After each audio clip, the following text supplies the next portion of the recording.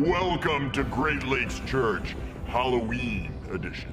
This week we unpack all of the scariest parts of life, like student loans and the continually rising gas prices and the stifling awkward silence that comes when your relatives ask around the family dinner what you think of the vaccine. I don't know what happened there, but happy Halloween to you and welcome to Great Lakes Church Online. It's awesome that you're here with us, and we want to make sure that you know we're excited that you're here. And we want to thank you for being here, especially if you're here for the first time with us. You can fill out our connection card online at greatlakechurch.com or in the Great Lakes Church app, and you just let us know you're here for the first time. We're gonna send you a mystery gift because that is our way of expressing our gratitude that you've taken a leap of faith to join us, even digitally here for the very first time. Welcome to this community. It's good to have you.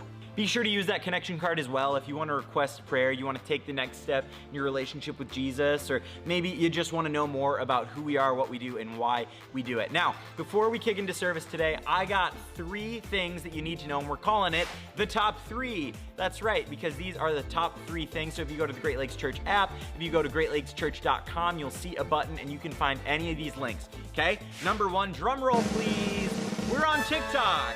That's right, we are trying to be trendy just like your uncle at Thanksgiving. And we would love if you'd follow us on TikTok, if you'd catch up on some of the highlights that we're sharing over on that platform. Number 2 is that we have an event coming up called the After Party. And if you've been around Great Lakes Church for 6 months or less, if you're just trying to get to know some people, the After Party is the spot for you. We're gonna share just in getting to know some of the fellow Great Lakers who also might be new around here. We'll cast a little bit of vision together, and there's gonna be food. So anywhere there's food is somewhere that I'm gonna be. I hope that you're gonna be there too. And number 3, Royal Family Kids Camp is back. If you've been around here a while, you know that we love our partnership with Royal Family Kids. We host a week-long camp for our kids in foster care in the area, and we provide an engaging and encouraging environment for them to go and learn about the hope of Jesus, to celebrate their birthdays, and just to party for a week and walk away feeling more known, seen, and loved. And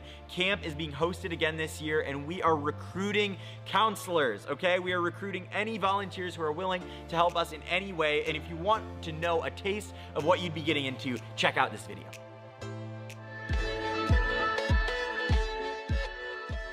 This is my first year at Royal Family Kids Camp. This is something that I dove headfirst into, not knowing what was going to happen.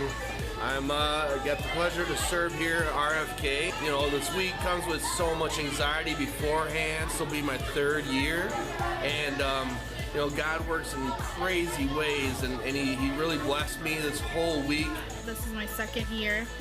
And what I've seen most is the confidence of the returner campers. I've heard so many stories of them repeating word for word what we've talked about during Bible time, and how excited they are to know that God loves them. It's been amazing watching some of these kiddos that we have graduating this year come 4 years ago, and where they are now is awesome. There's not a moment that goes by that I don't see God working in these kids.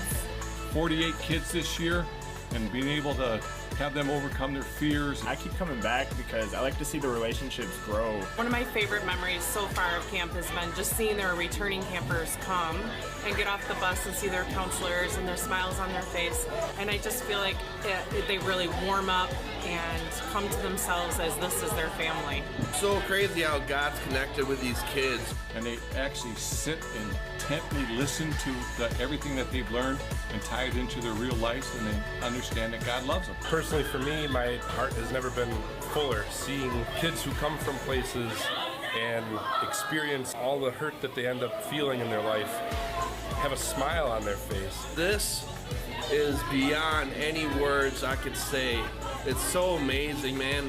Like, goosebumps don't lie, right? How one of the campers today, she was like, wow, so Jesus loves me no matter what I do then, right? He's always going to forgive me. I can always go to him and I can always trust him. I feel super proud and super thankful I get to be part of that journey with those kids. After coming here to camp, hearing all the kids pray every day at mealtime, it just, it really resonates within me, and makes me feel like I'm in the right place, doing the right thing, and following the right path. Hopefully it's pretty obvious why we get excited about Royal Family Kids Camp, and hopefully you feel compelled to join us. There are times in the history of this church where we just needed to prepare for what's ahead. In Royal Family Kids Camp, we need to be prepared. We need volunteers, and specifically our dudes of Great Lakes. We're talking to you. There is a dire need for male counselors, male leaders, male volunteers, and we would love if you would consider this opportunity. You can find out more by filling out the digital connection card that we referenced earlier at greatlakeschurch.com or in the app, and just note Royal Family Kids in the memo line. Or you can go to greatlakeschurch.com on the top 3, and there is a button straight to Royal Family Kids from there. You can find out more, you can fill out the application, you can even donate directly to RFK. But thanks for your interest, and thanks for helping us make this the best RFK camp yet. Thanks for your faithful generosity, which enables us to have partnerships with organizations like Royal Family Kids and so many others. If you've been giving here for a long time, thank you for your faithfulness in doing that. And if you would like to give and be a part of these partnerships and also loving and serving people here, near, and far, you can go to greatlakeschurch.com, find that give page, and an investment like this always yields such return. We love you, Great Lakes Church. We're continuing this series we're in called All Day, Every Day, and Dave is back with us as we unpack a little bit of grief and how to deal with it well. We love you.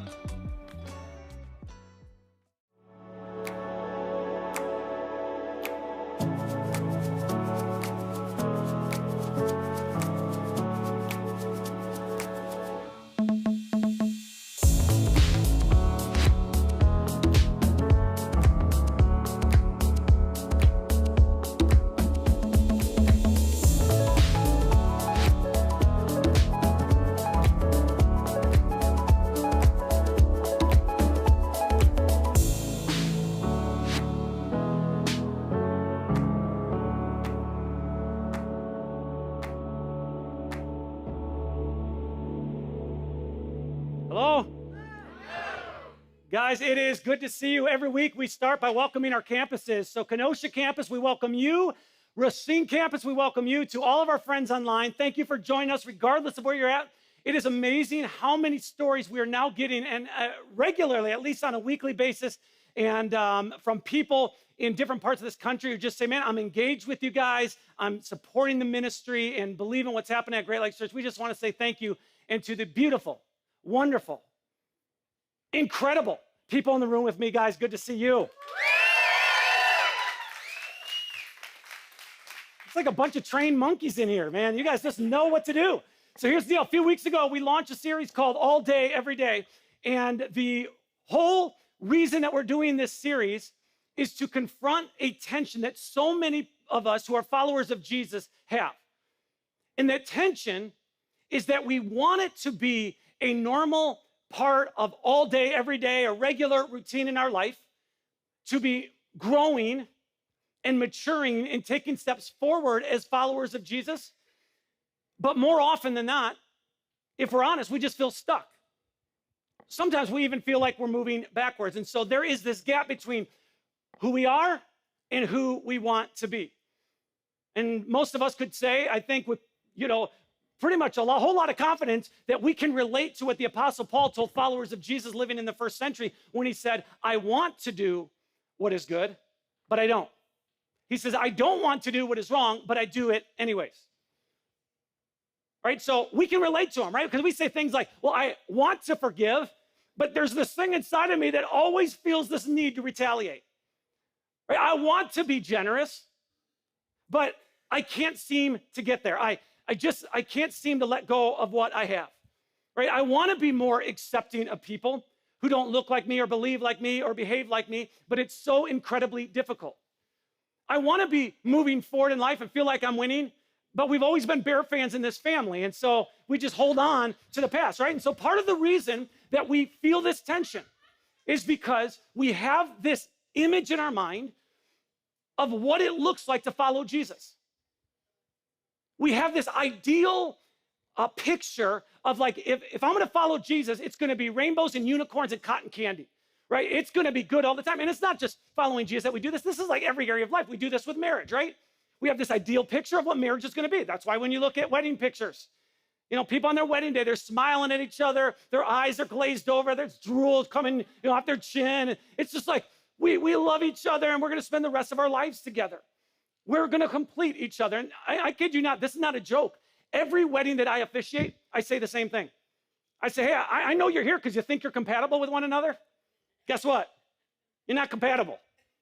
You're not. We're human beings. We all have our baggage. We all have our things in life. No human being is compatible with another human being, but I get it. Right? When I got married, I thought, oh, every day I'm going to wake up. My wife and I are going to do coffee together. We're going to pray together, take walks. I'm going to go off to work. She's going to stay home with the kids. I'm going to come home. The house is going to be cleaned. Right? That's how I think. Oh, man, then we're going to have dinner together as a family, sit in front of the fireplace. We'll play games, and we'll talk together and tell stories. Then we'll go out to the work shed out back, and we'll do a project as a family. We'll carve a dining room table, put our names in it. It's going to be awesome. Put the kids to bed, right? We'll spend the rest of our evening laughing and talking and cuddling. And I go home now, it's like, where is everybody? They're in their rooms, on their computers, on their phones, right? With work, we have ideal picture of what jobs and careers should look like. They should be fulfilling and meaningful and filled with purpose. So someone gets a job, and it's all over social media. I got a job. This is the dream job. I'm just looking forward to this, right? And then, just like the rest of us, right, after you've been in that job 3 months, 6 months, a year, you just start to say, it isn't everything, but, it's okay. It's employment. When it comes to vacations, these ideas in our mind of, this is what the vacation's going to look like. We're just going to laugh together as a family. We're going to have good times. Then it rains. Someone gets sick. Flights get canceled. Never as perfect as we imagine it. And idealistic thinking is something that is constantly being fueled everywhere we go. That's why the biggest blockbuster movies of all time are the ones that always end happily ever after. Right? We love it when, after a long embrace with Elliot, E.T.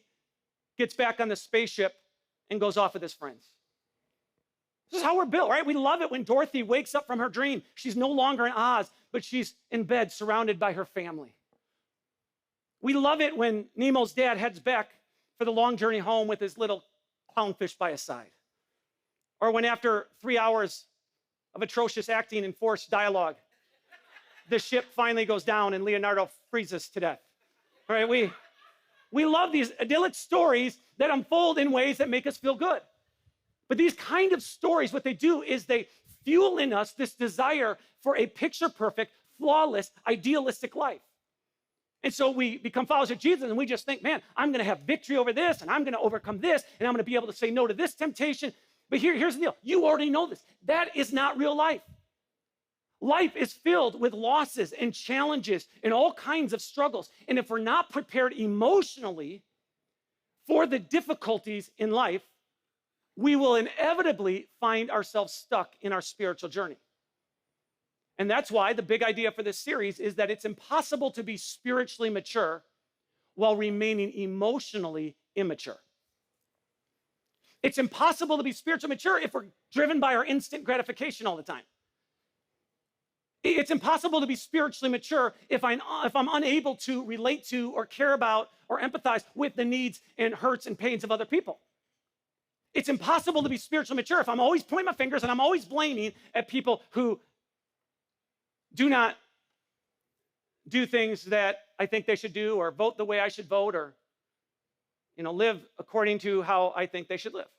So 2,000 years ago, the Apostle Paul, what he does is he writes a letter to followers of Jesus, and he talks about spiritual maturity. And this is why I say it's impossible to be spiritually mature while being emotionally immature, because of the very essence of what spiritual maturity is. In this letter that he writes to followers of Jesus in Galatia, which is part of modern-day Turkey, he paints a picture for us of spiritual maturity. He said these are people who in their lives they're producing love and joy and peace because God's Spirit's at work within them, right? There's patience and kindness and goodness.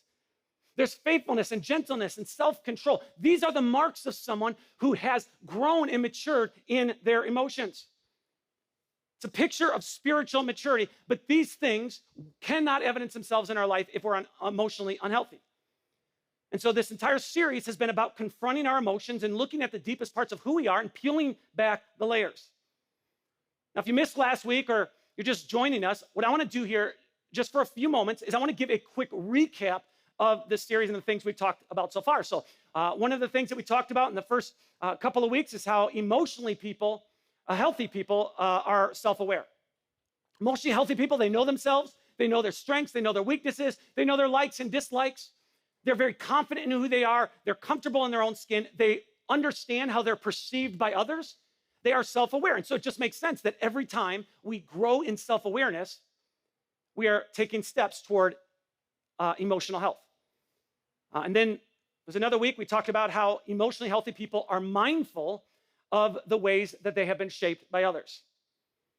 So emotionally healthy people, they've taken the time, they've done the work necessary to just kind of look back and consider the different patterns and the different scripts that have been handed down to them in their family, just basically from generation to generation. Right? Patterns for how to deal with conflict, patterns for how to approach money and resources, patterns for how to express emotions, patterns of work ethic, whatever it is. They've looked back and they've identified these patterns. They've identified some of the scripts, things that they've been told about, people of different cultures and how to interact and how to think about people of different cultures, or how to think about God and faith. And they've identified the patterns, they've identified the scripts. And when those patterns or scripts do not align to the ways of Jesus, the emotionally healthy people, have done the work necessary to confront them. And by God's grace, they're finding the strength to not repeat those patterns or scripts.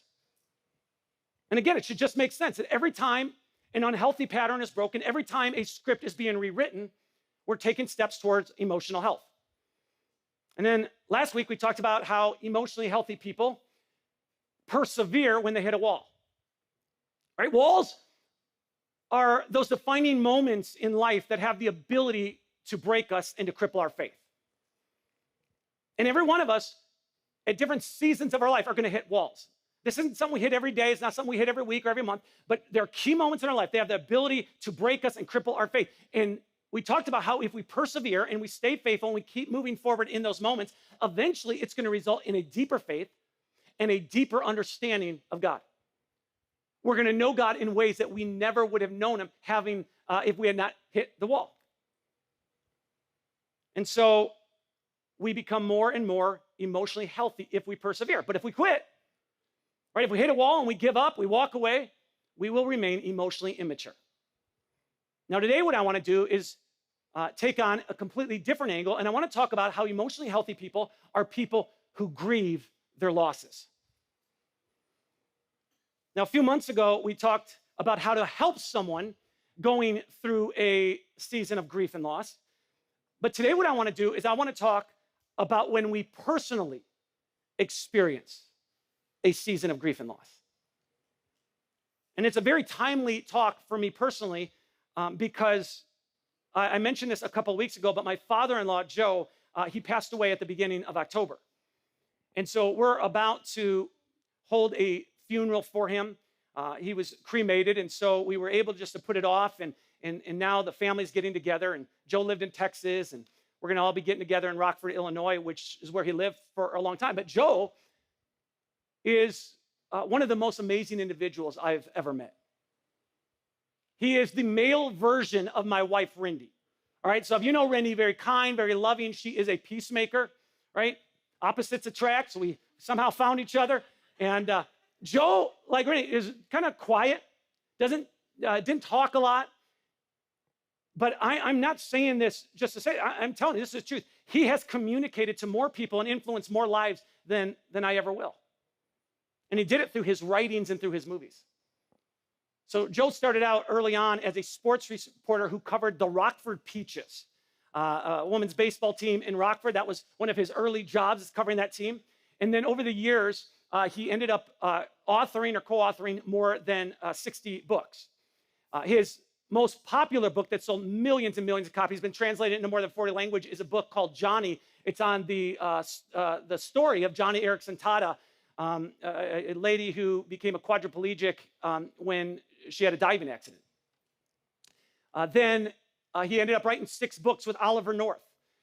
He's had many books on the New York Times bestseller list. He's written and produced for radio and movies. He's collaborated with guys like Billy Graham and David Wilkerson and B.J. Thomas and Josh McDowell. And I could just go on. In fact, Josh McDowell, you might not recognize his name. He was more of a voice in the Christian community years ago, but he's sent in a video tribute. Johnny Erickson Todd has sent in a video tribute for this funeral. But here we are in this season of grieving over the loss of Joe, but we're also grieving something else. And I'm just going to open up with you just for a few moments here. We're grieving the loss of some family unity in this time. So Joe was married for 53 years to this amazing woman, Nancy. And Nancy passed away in 2009. It kind of held the family together. But 5 years after her death, Joe was remarried to an individual who, for reasons nobody can understand, has just made it her mission to divide the family. And so in the midst of planning Joe's memorial service, Rindy's stepmom decided, hey, she doesn't like some of what was being planned. Primarily that I'm a part of the ceremony. She's not a fan of me for whatever. Doesn't feel like I actually talk about Jesus and sin and faith and things like this. But she made the decision to not attend the funeral. And so instead, what she's done now is planned a separate memorial service on the same day in the same city at a different location. So I'm bringing this up because this is real life here. And I'm like, dear God, if I'm the pastor and I'm dealing with this, I know your lives are screwed up. Right? So you got all of Joe's children, minus one, but all of them and their spouses and all of his grandchildren have planned a service in one location, right? And their stepmother has planned a service in another. And along with the stepmother, one of the brothers has kind of gone in that direction. And so I kid you not, 2 different obituaries ran in the paper with different times, different locations.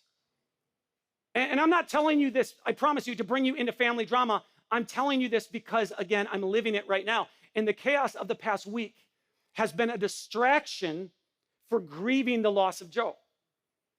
It's very difficult to grieve a loss when you're trying to plan a funeral and someone else is making phone calls and sending emails to as many people as they can, inviting them to another funeral. Now, here's the deal. Whenever we experience loss in life, there are going to be distractions that have the potential to keep us from grieving the losses in front of us. And this is an important talk for every single one of us, regardless of age, regardless of demographic, regardless of where you're at in life, to hear, because I'm telling you, everybody has a story of loss. Everybody. Your dream might have been to have a biological child, and you've thought about it your whole life, and now the doctors told you that's not going to be possible, and so you're grieving the loss of a dream. For others of you, you've lost a friendship or a marriage. For some of you, you lost your childhood. You grew up in such a dysfunctional, chaotic environment that you're like, man, I never got to experience what most kids got to experience in regards to a normal upbringing. Others have experienced a loss of innocence. For some, they've experienced loss of health or the health of a family member, and they've lost out on being able to do things that they always wanted to do. So everybody has a story of loss, and nobody is exempt. And Jesus actually talks about it because on one occasion, he is, in a very straightforward way, telling his followers, he says this, in this world, you will have trouble. But when he said it, have trouble didn't run together. There was actually a space in between them. So he had a little bit of break there, right? He said, in this world, you'll have trouble. And the kind of trouble that Jesus was referring to wasn't my car won't start kind of trouble. It wasn't while I'm late on my bills kind of trouble. It wasn't the Detroit Lions are 0-7 this year kind of trouble. The kind of trouble that Jesus was talking about are the losses in life that have the potential to mark us in significant ways and begin to slowly change who we are on the inside without us realizing it, and begin to erode away at our very essence. Everybody has a story of loss. And the reason why everybody has a story of loss is because life isn't static. Life is constantly moving and changing and evolving. And whenever we experience a change in life, that change almost always includes a loss that needs to be grieved. So a child, goes away to college, or a child moves to a different part of a country and is starting life in a different part of the country. That's something that in most cases is going to be a loss. The loss of having someone there at every family event, the loss of being able to just hang out on whim's notice. Or the patriarch of a family dies. Could be the loss of family traditions. Maybe the mom died and she was the one who kept everybody together. Maybe it's a good friend of yours that you've been great friends forever, and now they get married and you're still friends, but it's just the whole dynamics of the friendship have changed. Because now there is a priority in their life that wasn't a priority before. Whenever we experience a change in life, that change almost always includes a loss that needs to be grieved. And when we talk about grieving, we're talking about simply acknowledging to ourselves and acknowledging to others that we've lost something and that we're trying our best to honor the importance and pain of that loss. We're not just skimming by it. We're not ignoring it. We're saying, hey, I lost this, and this is meaningful to me. So most of you know my good friend, Justin Matthews, who was on staff with us for 10 years at Great Lakes Church, and we started having conversations about he's an entrepreneur, and he started growing restless a couple years ago. And so he said, hey, someday I'm going to want to start a business. And then the day came in the last year where he said, okay, I need to go full on with the business. And I would say the first month or two that he was gone, I was incredibly irritable. People were calling it out, like, what's going on? And I honestly didn't know. And then I went to just call Justin, and I just said, man, as we were talking, I said, I didn't ever think of this. I'm like grieving the loss of what we had for 10 years. And we're still friends, and we still hang out. We hang out more now than before in regards to just hanging out and not having to talk about church every few seconds. But what was happening is, we'd be done with church services on Sunday. I'd call him for an hour, 2 hours. I'd call him in the middle of the week for 3 hours. His wife would say, Justin, get off the phone. We had a marriage, David had a marriage, but I went through this. It was just weird. But I bring this up because losses need to be grieved. They need to at least be acknowledged. And so to grieve means we acknowledge to ourselves and others whatever the loss is and the pain it's caused. So 3,000 years ago, King Solomon of Israel, he writes this, and he says, for everything there is a season, a time for every activity under heaven. A time to cry and a time to laugh, a time to grieve and a time to dance. Most of the time, when there is a change in life, it's going to result in a loss of some kind. And we must take the time to grieve that loss. Because when we fail to grieve the loss, that thing, that person, that dream, whatever it is that we lost, what ends up happening is we bury our emotions alive. And when we bury our emotions alive, all it does is ensures that those emotions are going to show up later again in life. And when they show up again, I'm telling you, they look different. They're often a lot more powerful. And most of the time, they have greater consequences. So one of the ways that we can know we've buried our emotions alive and haven't fully grieved a specific loss is when we start to find that it's a regular pattern of ours to respond in disproportionate ways to whatever's happened. So if you find yourself just exaggerating your responses, you're overly angry for something small. You're constantly blowing. I'm not talking about one time where you're just in a bad mood, but you just find this as a pattern in your life. You can just say, hey, there's something here that hasn't been grieved. Or when something big happens, and maybe it is dramatic, and maybe it's just tragic that it happened. If your tendency is just to react rather than to respond wisely to whatever it is that happens, that's a warning sign that we buried our emotions. So you're finding yourself irritable or angry on a regular basis, if you're obsessing about what happened on a regular basis, if you always seem to overreact to different things on a regular basis, if you're looking for ways to numb your pain, it's a sign that you've buried your emotions. Right? And that's, again, this is part of being human. And because of some of the drama in the past week with the stepmother, I just felt like I had to do something, and I'm trying to tame myself and remind myself, Dave, you're a pastor, you better be careful. You don't want things shared on social media. And so just for fun, right, I buy a website.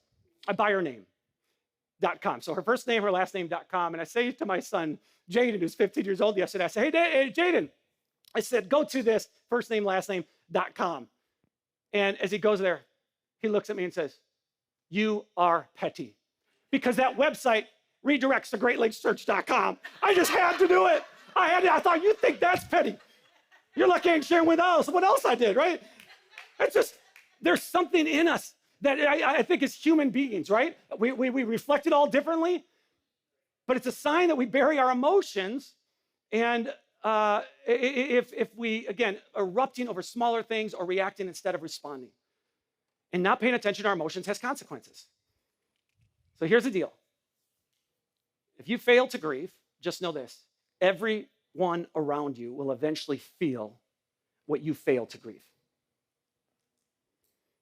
Your future as a great employee, your future as a great friend, your future as a great husband or wife, your future as a great son or daughter, it is contingent upon your ability to have healthy emotional habits. And so our emotions are messengers. They're meant to let us know what's happening and to alert us of something. And when we feel these emotions, especially for dudes, but it is just a natural thing just to stuff them and avoid them and hide them and bury them and not want to deal with them. But that doesn't mean they're not alive. They're very much alive, and eventually they will surface in some way. And when they surface, they often surface with more power, and they often surface in different types of emotions than were originally felt. Now, it's hard to imagine this because of how we picture Jesus. We picture this guy who walks on water and has a halo all the time and has a lamb around his shoulders. But Jesus had to deal with his emotions. And part of what Jesus did while he was here on earth was to show us and to help us see and to give us a sneak peek of what God is like. Right? Jesus was the visible image of the invisible God. And so in the different writings that we have about the life of Jesus, there's a few different occasions in which we see Jesus experience loss. And when he does, he effectively and appropriately deals with the emotions that he's feeling. So one of those emotions one of the moments that unfolded in his life in which he experienced loss was the loss of a good friend of his by the name of Lazarus. John, who was one of the disciples of Jesus, he writes about this incident, and he writes about Jesus' response to Lazarus' death, and all he says is, then Jesus wept. Then Jesus wept. Now think about this. Lazarus dies. Jesus is at a point in his life, he's pretty much a superstar. I mean, people know who he is. They're familiar with his miracles. They're familiar with his teachings. I mean, he has started a revolution. This is a big, big deal. And yet when he experiences loss, he stops and he feels it. And he embraces it and he expresses it. Jesus was able to be present in the midst of the loss. He was able to feel the emotions and he was able to experience empathy. And I reference this story because I want you to know grieving is not a sign of weakness, it is a sign of strength. And to be clear, grieving doesn't necessarily mean crying. The way you grieve and the way someone else grieves is going to be very different. Everybody grieves differently. So Rindy has grieved the loss of her dad by shedding some tears and telling stories. I have grieved the loss of her dad by doing really what I did when my brother Ricky was killed in Iraq, is just spend time putting together videos of his life and stuff that we'll be sharing at his memorial service. And doing petty things that I should not be doing.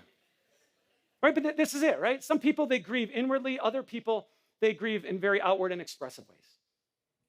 Some people talk a lot about the loss. Other people talk to just a couple of people. Some will post on social media, others will post nothing. And the point is, we all need to grieve, and we all need to go through this process if we're going to become emotionally healthy people. So let me just briefly wrap up here by talking about how to grieve in a healthy way. I'm going to give you 3 ways to do this. Number 1, if I want to grieve in a healthy way, I must pay attention to the losses in my life. I must pay attention to the losses in my life. Many of the times that we're moving forward in life, I would say almost all the time when we're moving forward in life, we're not really all that good at just stopping and noticing loss as they occur. We know that that's not happening. We lost the job, right? An employee we were close to is no longer with us. That was the case with Justin because it was just day and night. We're together and strategizing, and you know that they're no longer with you, but it's hard to really think through what's happened. And so whenever there's a change, we need to be paying attention and looking to identify whatever we're losing. Are you able in your life during different seasons to just answer the question, like, what am I missing right now? What is it that I'm so frustrated about or sad about or jealous about or bitter about? If I cannot identify the loss, it will eventually own me. And I'll just tell you, the real losses in life, they're not easy to identify because they're not obvious. So someone may say, well, I lost my job. Yeah, that's certainly a loss, and we don't minimize that. But I think the deeper loss is maybe some embarrassment, maybe some fear, because now security is gone. Maybe it's this disappointment that the future is going to look different than we imagined. Or you lose a friendship, that's significant, but the deeper loss is maybe there was trust broken. Or maybe that loss, as you really think about it, it's like that relationship and friendship brought so much meaning to my life and significance to my life, and now I don't know what I'm gonna do without that.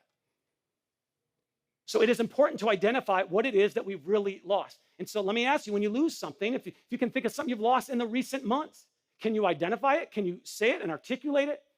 Have you been able to mention it to someone? Because that helps us move forward.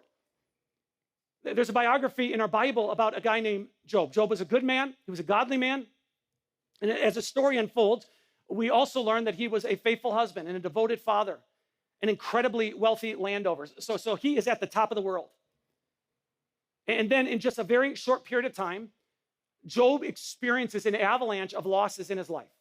Loses his health, loses some of his family members to death. I mean, just horrible experience in his life. And here's how he responds in the midst of this. He says, let the day of my birth be erased.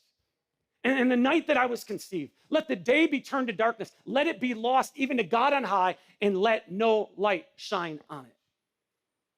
He's just so frustrated. And another one of his expressions of what he's going through, he says, if my misery could be weighed and my troubles be put on the scales, they would outweigh all the sands of the sea. And I just love that he's able to express what he's feeling. You got King David of Israel, who was able to do the same thing. King David wrote the vast majority of the Psalms, which is this collection of journal entries and poems and songs. 2/3 of what David wrote are laments and complaints to God. Here's just one example of what he wrote. Oh Lord, how long will you forget me? You ever felt that way? Like, God, you don't even see what I'm going through? Is it going to be forever? How long will you look the other way? How long must I struggle with anguish in my soul, with sorrow in my heart every day? How long will my enemy have the upper hand? So David expresses his frustration. And then there's other writings in which he's shouting at God and raging at God. And he's praying these wild prayers, and he's telling God exactly what he's feeling. It's okay to express emotion. We have an entire book in our Bible called Lamentations. It's a book of lament. So healthy grieving is about paying attention to our losses and learning to express our feelings to both God and others. Second thing that healthy people do in their grieving process is they embrace the confusion of loss. One of the most frustrating things about loss is trying to connect all the dots. It's just trying to make sense of the tragedy. So Job, when he was experiencing just immense amounts of loss in his life, his close friends, understandably, they're just trying to make sense of it. They're trying to make sense of it theologically. They're trying to make sense of it practically. Like, what is it, Job? Like, something has to be wrong for all of this to be happening. And I'm just going to tell you, most of the time, we're going to be unable to point to a logical reason that we should have to endure the pain and suffering, the pain that we're going through. And even if you can, it doesn't fix things. Or you could say, well, the reason this person has cancer is, well, they smoked for 45 years, 3 packs a day, and this, but it doesn't solve anything.